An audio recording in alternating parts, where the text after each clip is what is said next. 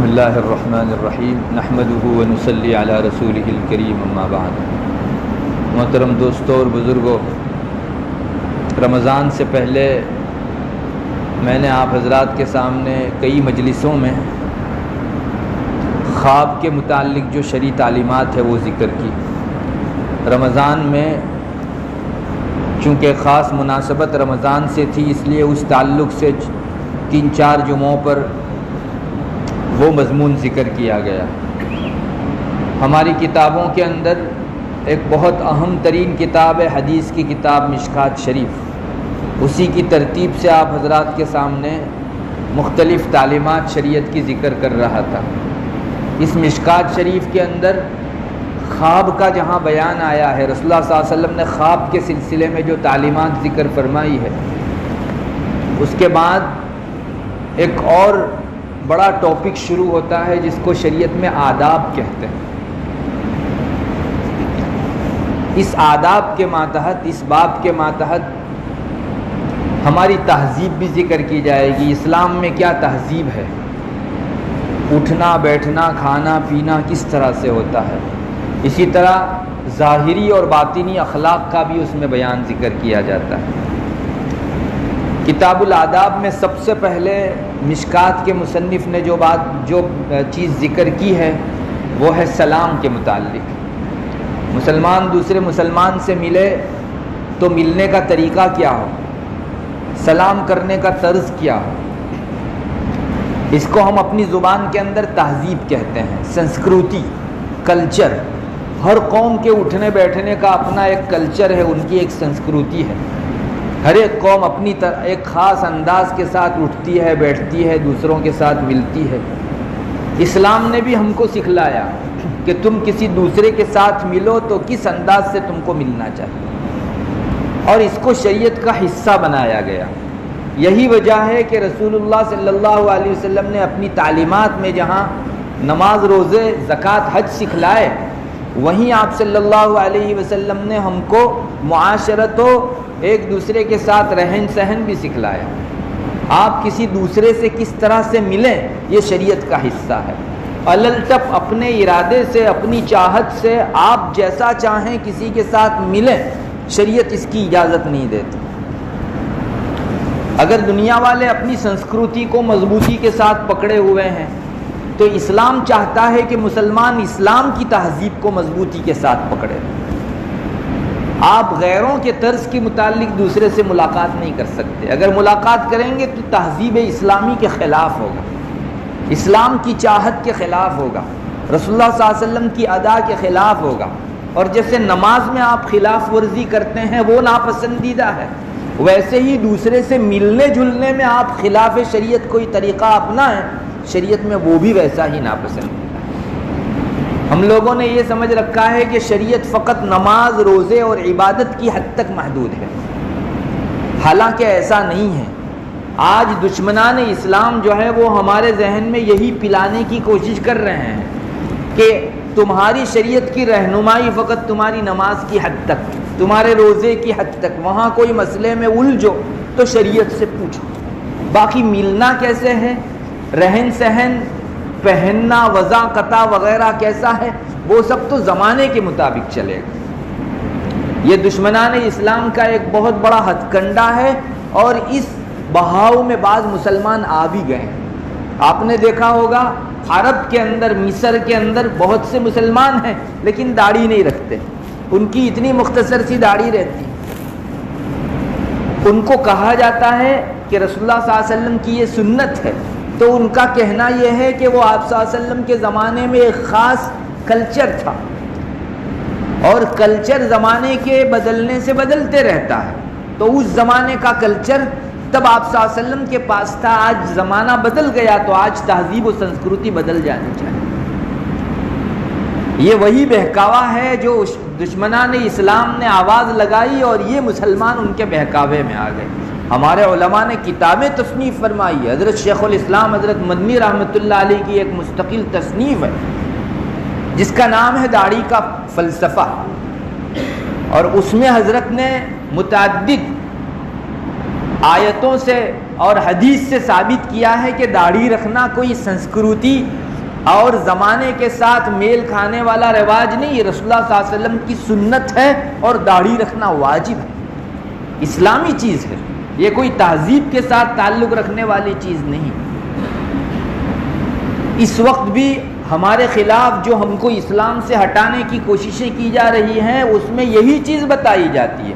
آپ کو یاد ہوگا ابھی پچھلے دنوں ٹریپل طلاق کا مسئلہ ہمارے یہاں بہت چرچا میں آیا۔ مسلمان طلاق کو شریعت کا حصہ مانتا ہے اور ہے شریعت کا حصہ۔ جن لوگوں کی اخبار پر نظر ہے ان حضرات نے پڑھا ہوگا، یہی پٹی پڑھائی جا رہی تھی ہم کو کہ یہ ایک معاشرتی چیز ہے، دو آدمی ملیں سنسار میں اور دو آدمی سنسار سے چھوٹے ہوں، یہ ایک معاشرتی اور سماجی چیز ہے، اسلام دھرم کو اس کے ساتھ کوئی تعلق نہیں۔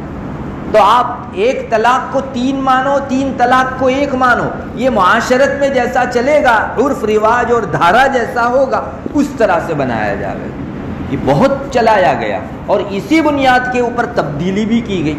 آپ کو معلوم ہونا چاہیے ہمارے برادران وطن جو ہمارے ساتھ اور دوسرے مذہب کے لوگ رہتے ہیں، ان کے یہاں یہ سب چیزیں معاشرتی ہیں، مذہب کا اس سے کوئی تعلق نہیں، اس لیے وہ اس میں خوب چینجز کرتے ہیں۔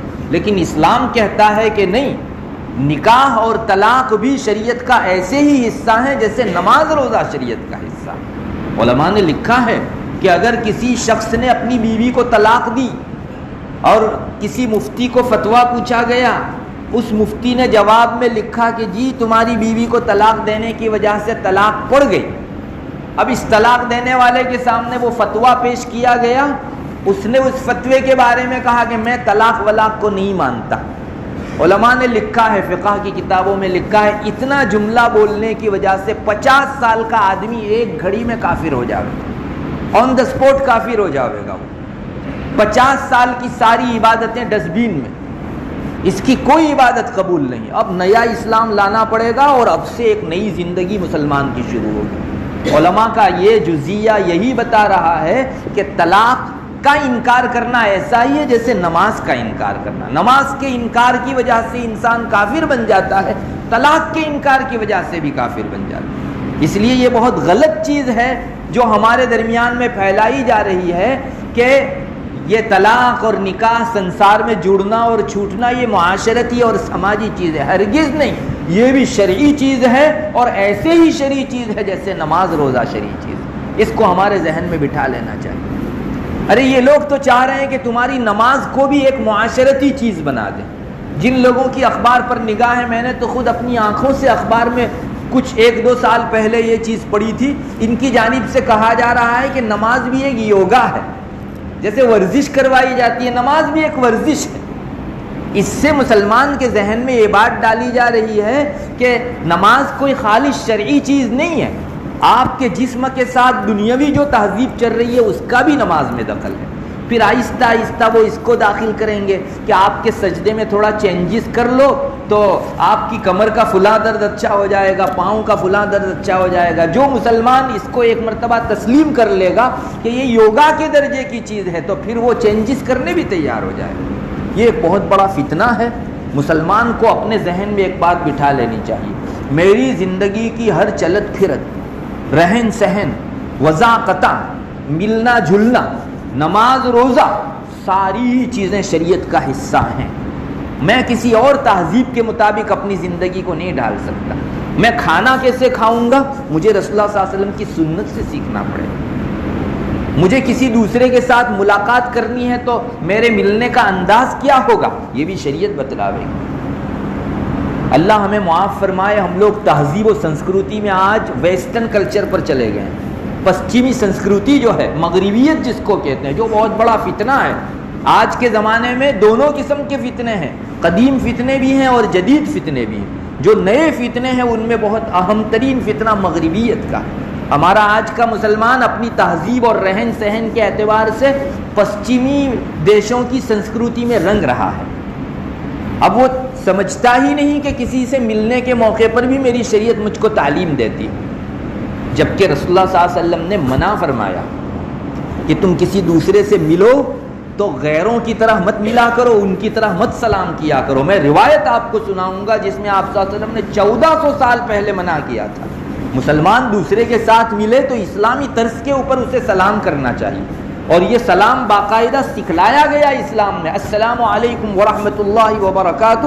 یہ آج سے نہیں، حضرت آدم علیہ السلام جب سے پیدا ہوئے تب سے ہمارے رب نے سکھلایا۔ چنانچہ مشکات شریف کے اندر حدیث ہے، رسول اللہ صلی اللہ علیہ وسلم کا ارشاد ہے، جس کا خلاصہ کچھ اس طرح سے ہے، آپ نے فرمایا کہ حضرت آدم علیہ السلام کو اللہ تعالیٰ نے اپنی صورت پر پیدا فرمایا، اور حضرت آدم علیہ السلام کی اونچائی لمبائی وہ 60 گز تھی۔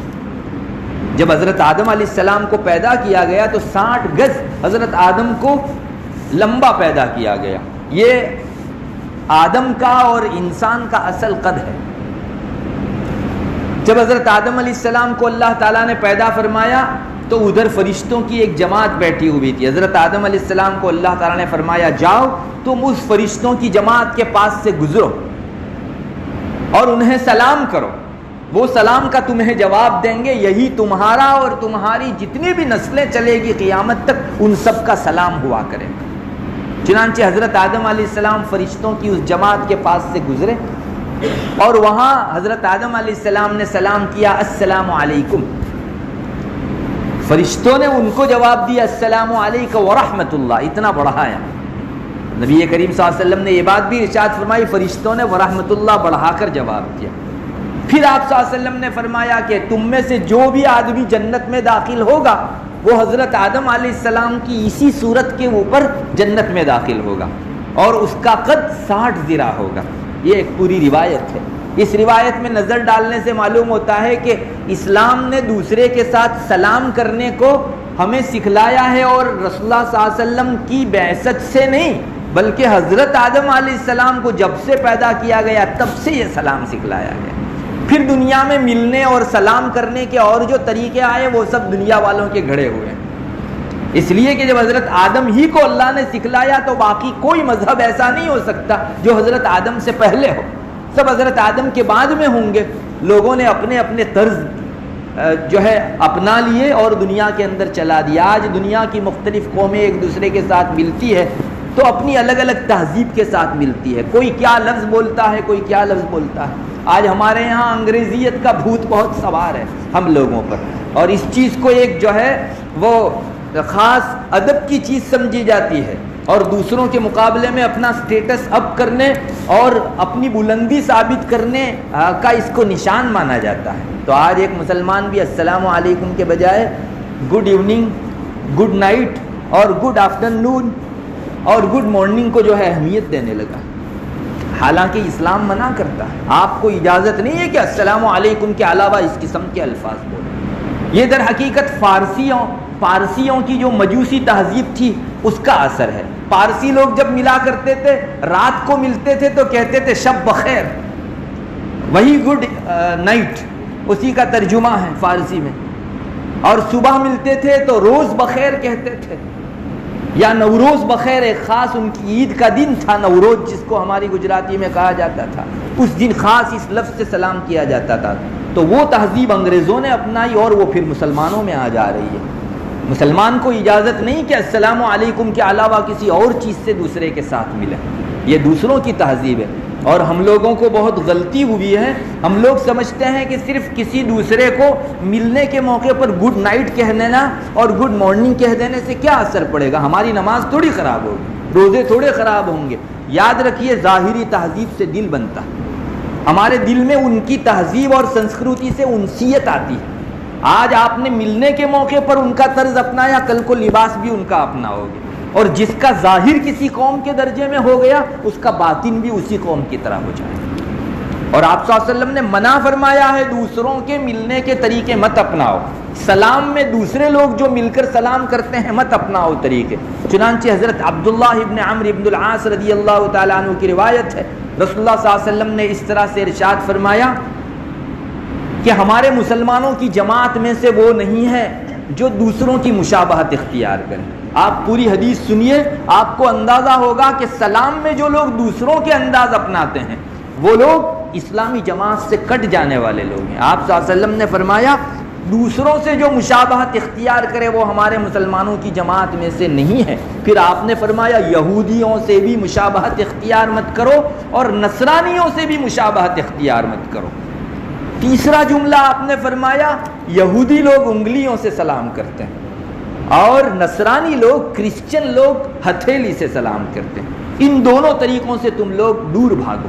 مسلمان کا سلام زبان سے السلام علیکم ورحمۃ اللہ ہونا چاہیے۔ اگر کوئی ہاتھ سے سلام کرتا ہے، چاہے ہتھیلی سے ہو یا انگلی سے، یہ اسلام کا طریقہ نہیں، اور آپ صلی اللہ علیہ وسلم نے منع فرمایا کہ اس طریقے کو مت اپنانا، اور ایک بہت بڑی دھمکی اور وعید دے دی کہ وہ اسلام سے کٹ جائے گا۔ لیس منا من تشبہ بغیرنا، جو دوسرے کے ساتھ مشابہت اختیار کرے گا، ممکن ہے موت کے موقع سے وہ اسلام کے دائرے سے خارج ہو کر دوسرے مذہب کے اوپر اس دنیا سے رخصت ہو، اور اس سے بڑھ کر مسلمان کا نقصان اور کیا ہو سکتا ہے کہ اس کی آخری گھڑی کسی اور مذہب کے اوپر گزرے۔ اس لیے ہم لوگ بہت لائٹلی لیتے ہیں، اس کو بہت ہلکا سمجھتے ہیں کہ کسی دوسرے طرز اور انداز کے متعلق ہم نے سلام کر لیا تو کیا ہوا، جی نہیں، یہ آپ کے ضمیر کو خراب کرنے والی چیز ہے، اور ارشاد نبوی میں اس کا بھرپور اشارہ ہم کو ملتا ہے۔ اللہ کرے ہم سلام کا وہی طرز اپنے لیے باقی رکھیں جو اسلامی شان ہے، اور ہمارے رب نے انسان کو پیدا کرتے وقت ہی اسے سکھا دیا تھا۔ اللہ تبارک و تعالی ہمیں عمل کی توفیق عطا فرمائے۔ بآخر دعوانا